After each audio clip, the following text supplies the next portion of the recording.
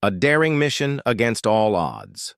In late June 1976, a routine Air France flight from Tel Aviv to Paris took a sudden, terrifying turn. Midway through its journey, the plane was hijacked by two members of the German revolutionary cells and two operatives from the Popular Front for the Liberation of Palestine. Armed and ruthless, they diverted the aircraft, now holding 248 civilians, to Entebbe Airport in Uganda. There, under the protection of dictator Idi Amin, the passengers were held hostage in a dilapidated terminal surrounded by armed Ugandan troops and explosives. What made this crisis even more chilling was the terrorists' demand: the release of over 50 convicted militants from Israeli, French, German, Swiss, and Kenyan prisons. The deadline was ticking, and failure to comply meant certain death for the hostages, most of whom were Israeli or Jewish. The hijackers quickly separated the Jewish passengers from the others, invoking haunting memories of the Holocaust and plunging Israel into a moral and strategic dilemma. For Israel's leaders, the decision was excruciating. Yielding to terrorist demands could encourage future hijackings and undermine the nation's core principle: never negotiate with those who kill the innocent. But the alternative, launching a military rescue operation over 2,500 miles away, deep inside hostile, unfamiliar territory, seemed suicidal. The terrain was unknown, the political risk monumental, and the odds of success slim to none. Military advisors warned that even elite forces might not return alive, yet Israel chose to act. In complete secrecy, the Israel Defense Forces began planning what would become known as Operation Thunderbolt, later renamed Operation Yonatan, in honor of its fallen hero, Lieutenant Colonel Yonatan Netanyahu. The mission was audacious: 4 C-130. Hercules aircraft would carry commandos, equipment, and even a black Mercedes designed to mimic Idi Amin's motorcade. They would land under cover of night, neutralize the terrorists, rescue the hostages, and escape, all in under an hour. What happened next would astonish the world.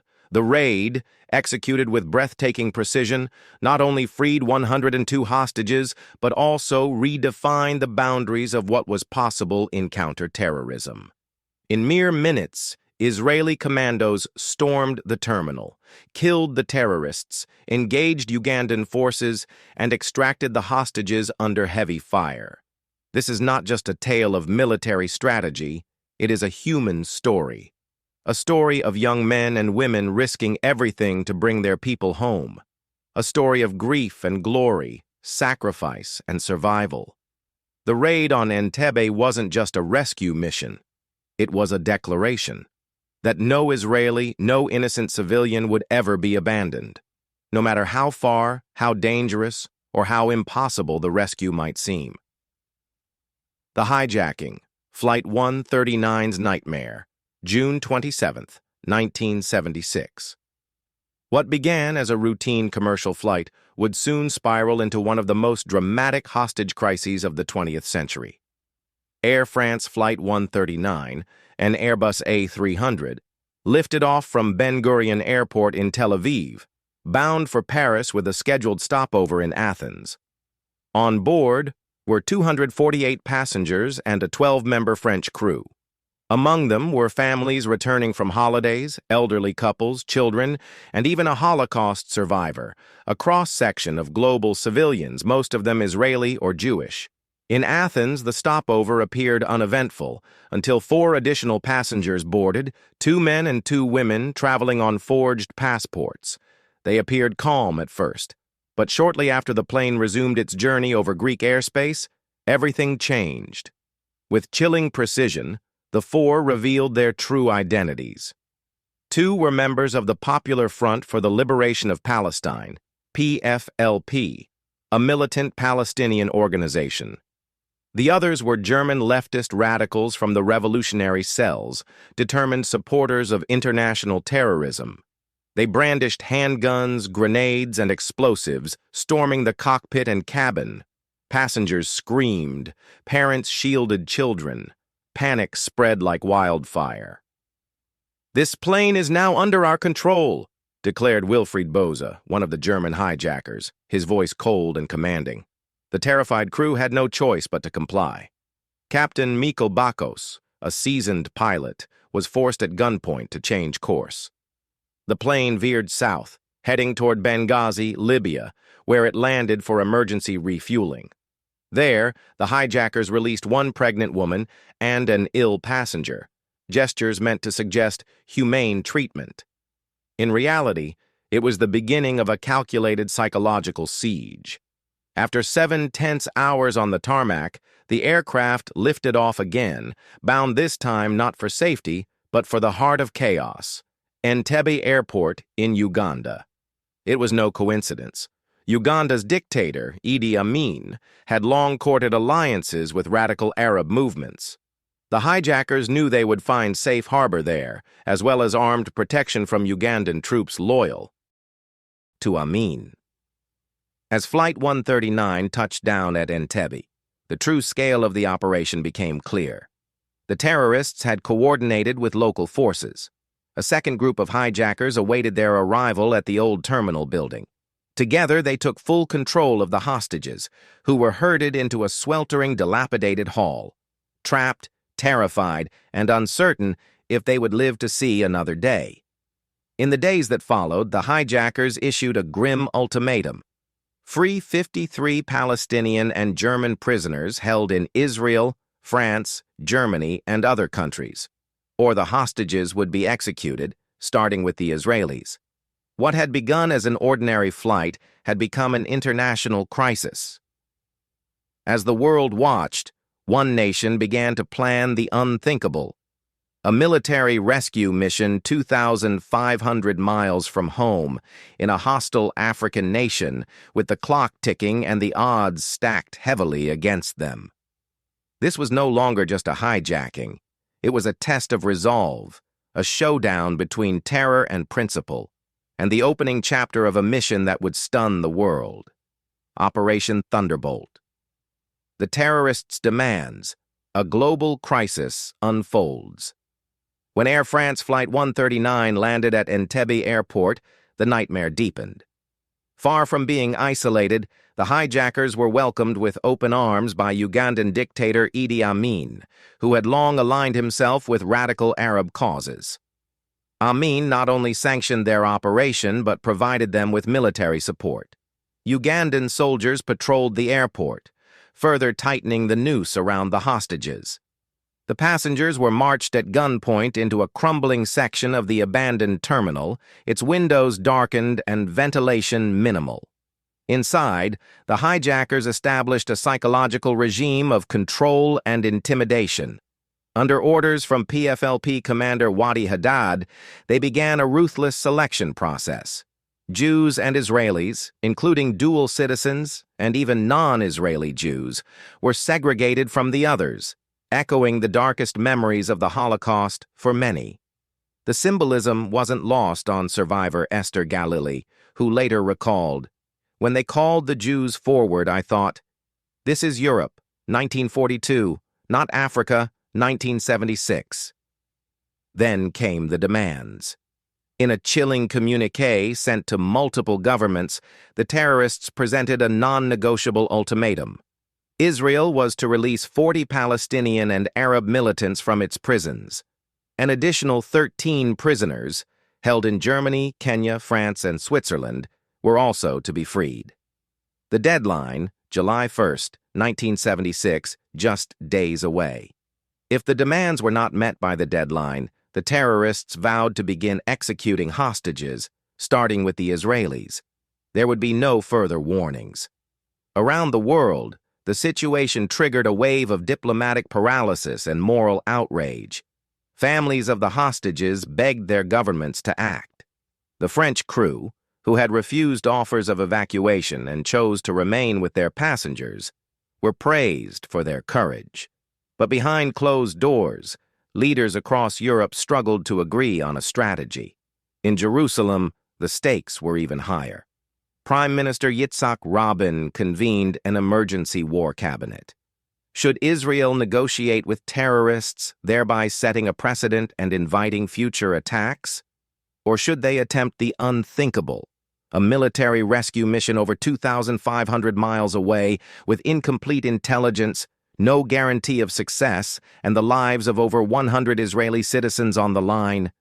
The Israeli public was divided. Some cried for negotiation. Others, remembering the fate of the Munich Olympic hostages in 1972, believed action was the only answer. As the countdown to the terrorists' deadline began, one thing was clear: the world was holding its breath, and the outcome would redefine how nations confronted terror from that day forward. The decision: Israel chooses war.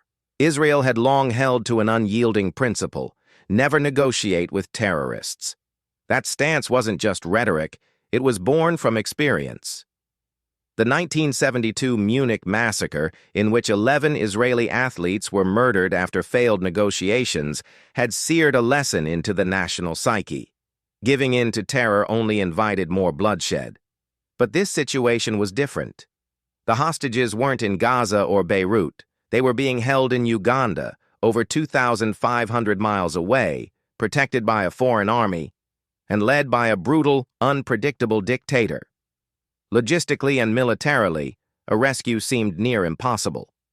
Then, Israel's newly appointed Chief of Staff, Major General Mordecai Mata Gur, stepped forward with a proposal so audacious it bordered on fantasy. Launch a long-range Special Forces raid, land at Entebbe, storm the terminal, neutralize the terrorists, and bring everyone home. The plan's dangers were sobering. Uganda was hostile territory, with over 100 Ugandan troops stationed at the airport, many loyal to Amin.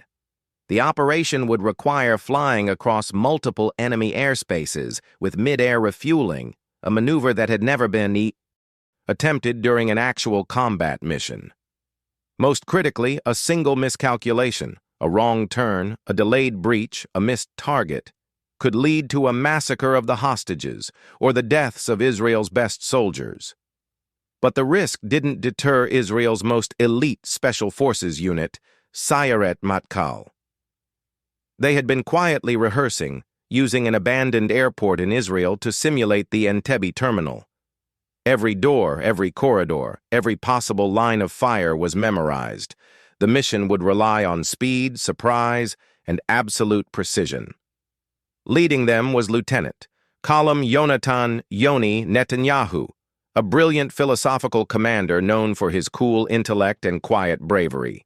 He was also the older brother of Benjamin Netanyahu, who would later become Israel's longest-serving prime minister.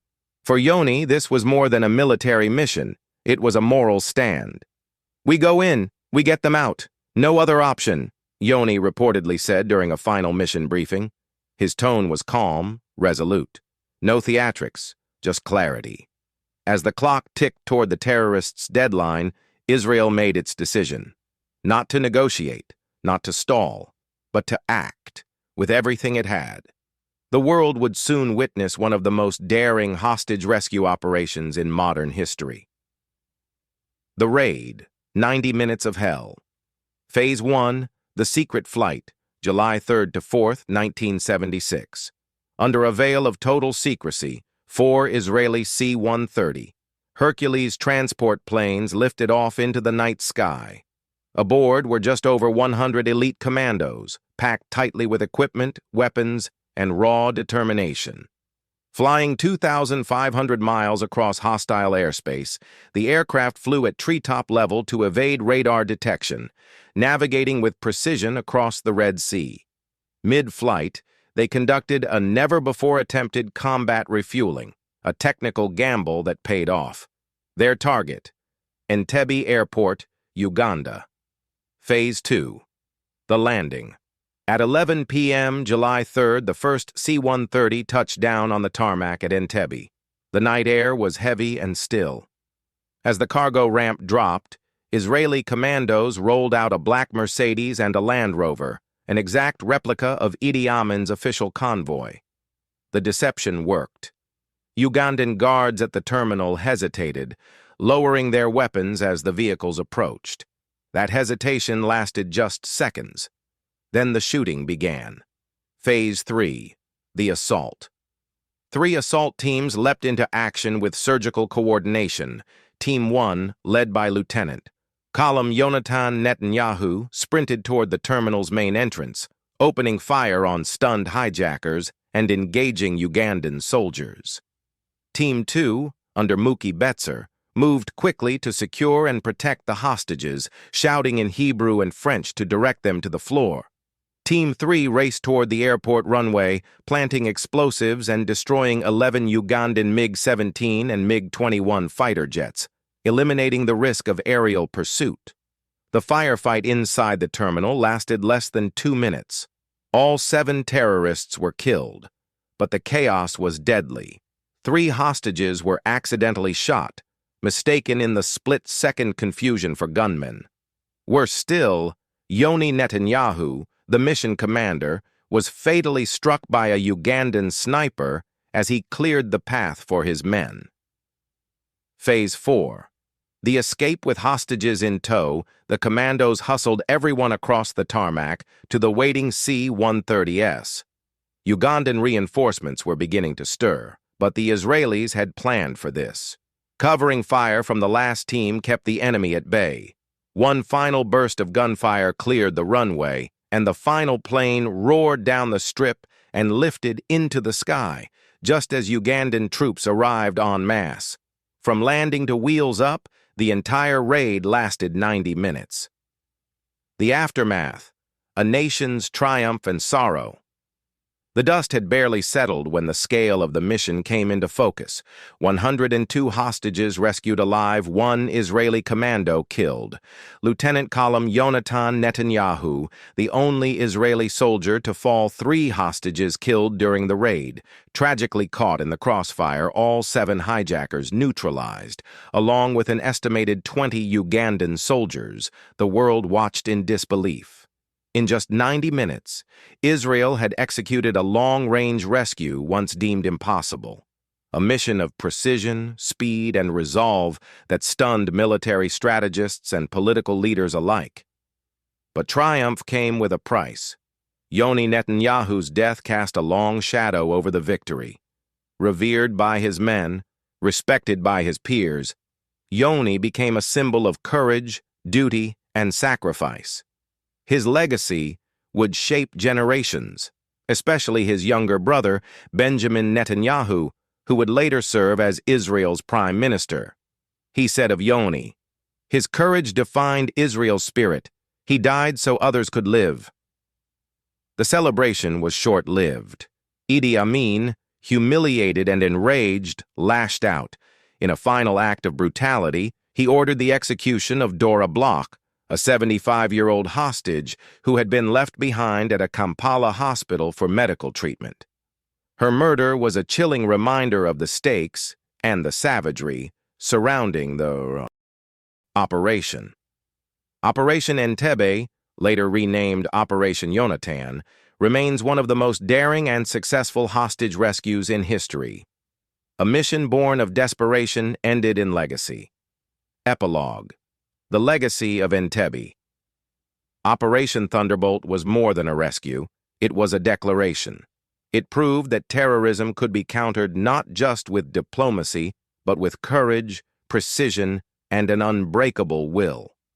What unfolded on that July night in 1976 reshaped modern counter-terrorism strategy and became the blueprint for special operations units around the world. From the formation of U.S. Delta Force to joint NATO crisis response doctrines. For the 102 rescued hostages, it was more than survival. It was rebirth. Many would go on to tell their stories, haunted by the ordeal but forever grateful for the men who risked everything to bring them home. For Israel, still a young nation at the time, it was a defining moment of unity, resilience, and pride. Across political divides and social lines, the country stood together in grief and glory. Entebbe became a symbol, etched into textbooks, memorials, and the national consciousness. And for the world, it was a rare, bright example that evil can be confronted head-on and overcome. In the words of one survivor, "We were hostages to terror. They made us feel like we mattered." The story of Entebbe is not just about tactics and bravery. It's about what happens when people refuse to surrender to fear, when the impossible becomes reality because someone was willing to try. Final thought. They dared the impossible and won. This story is dedicated to the valor of the Entebbe raiders and to the innocent lives whose freedom they reclaimed through blood and bravery.